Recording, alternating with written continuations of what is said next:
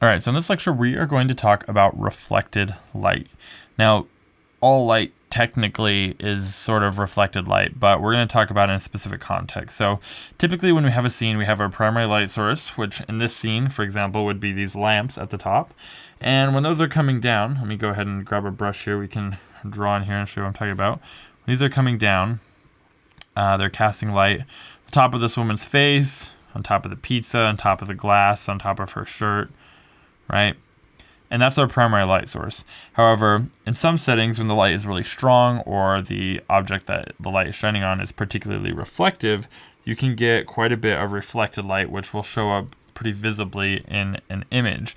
Now, it's not always going to be there because reflected light, like we talked about, when light bounces off of an object, it loses about 90% of its energy. So in order for reflected light to happen very strongly, two things need to be in play usually. One, the light needs to be fairly strong, or the subject or the object that's bouncing the light needs to be pretty reflective. And two, the object that is having reflected light hit it needs to be pretty close. So like in this scene, for example, we have all of those. We have a pretty strong light source.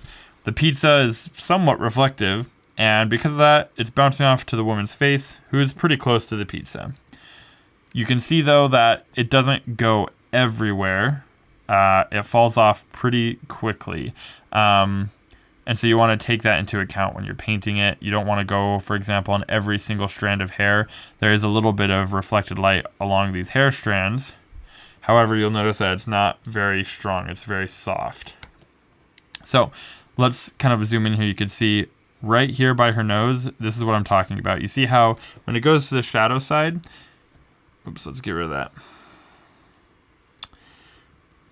When it goes to the shadow, right, we have the light coming down, the form of her nose kind of dips into shadow, but then underneath, instead of being dark like we would expect it to be from a light that's coming from above, it's lit up again. Now, it's not lit up quite as bright as the top side of her head that's being hit by the primary light source, but it's still a lot brighter than the shadow would be.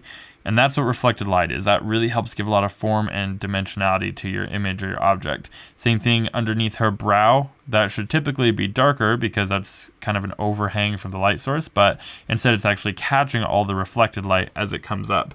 You can even see it on the tips of her fingers down here, where the light is bouncing off and lighting up the edge of those fingers as if from its very own separate light source, when really all it is light bouncing down from our primary light source and reflecting back up onto the bottom side of these forms.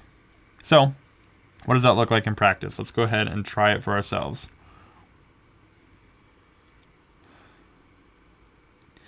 Alright, so we have this painting here. I did real quick of an alligator, or maybe it's a crocodile, I'm not 100% sure. So, we're going to go ahead and make a new layer.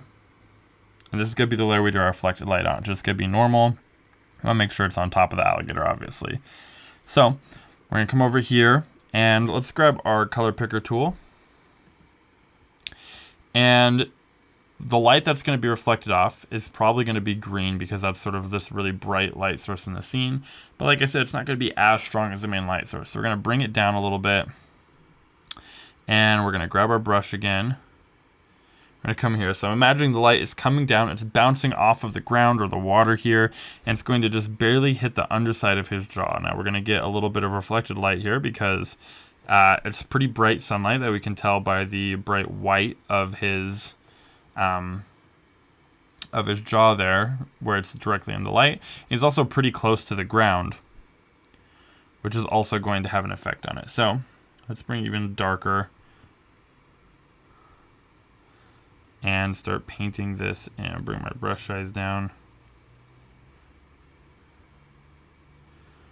And you want to think about it just like you would any other light source. You want to think about the forms in 3D, how it's going to light this shape up.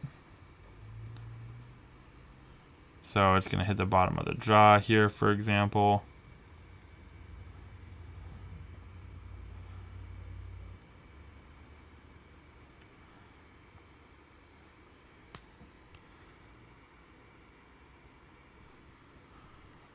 It might even blend a little bit with the background, that edge there, if it's a similar color.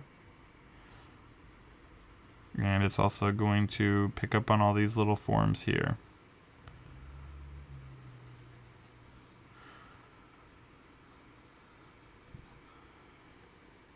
All right. And if you paint something on and you feel it's too strong, you can always go back and just lower the opacity. I'll pull it back a little bit. So let's do that here. Just go lower the opacity a bit.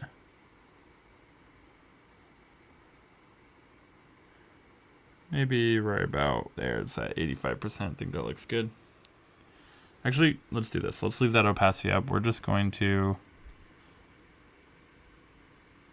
just bring the brightness down a little bit. So that's still opaque, it's just not as bright. There we go. Okay.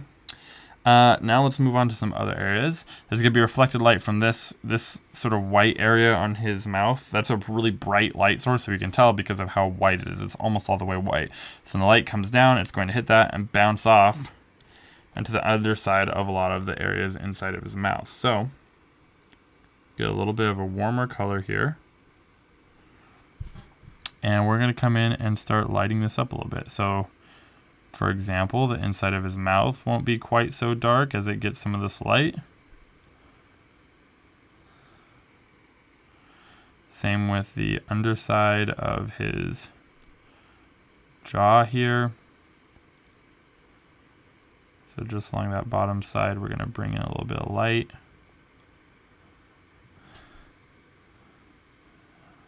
Same over here.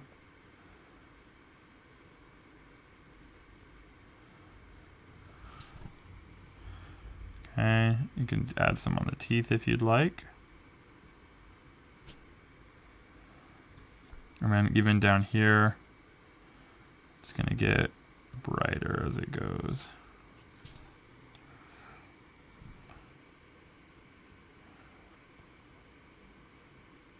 All right, already you can see how much of a difference that makes, how much more depth and realism it adds.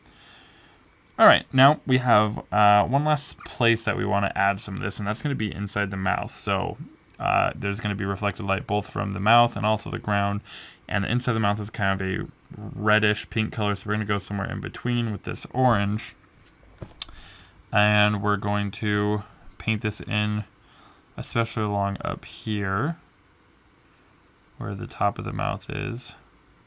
That's actually probably way too bright. Let's tone it down.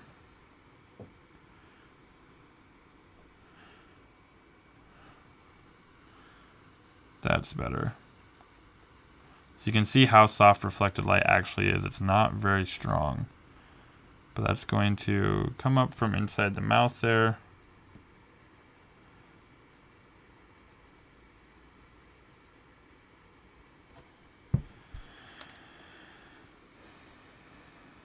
And then even bounce around inside just a little bit.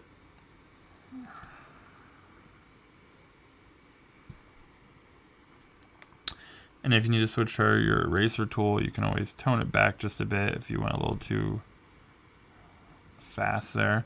Let's use a soft airbrush here. And just knock it back with my eraser tool. Because we want it to show up, we just don't want it to be overbearing. All right, and there you go. That's how you paint reflected light. We can turn that on and off, and you can see the difference. That's what it is without it. There it is with the reflected light, and with the reflected light, you can see it definitely feels more three-dimensional, has a lot stronger form to it. Let's go ahead also really quick. It'll be a little bit cleaner. You can just erase this extra line art down here. There we go. That really helps sell the reflected light there. And awesome. Looks perfect. So that is it for this lecture. I will see you guys in the next one.